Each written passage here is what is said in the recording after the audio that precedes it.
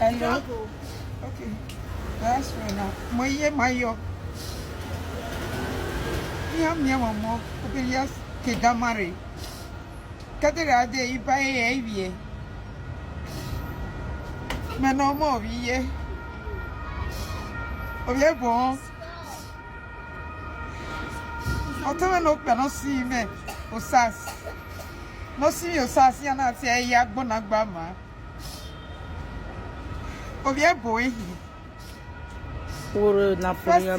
First number 29. Oh, I will ramage. You go with him. Then I should remove the cap. Oh, yeah, take everything. Yeah, take everything. Yeah, take everything. If I have ye. Yeah, take it. Yeah, take it. I wanna. Even here. Even anybody. Not sure.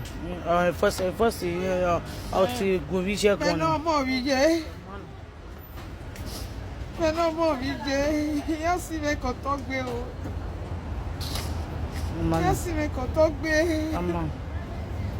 No, go for me. I have phone and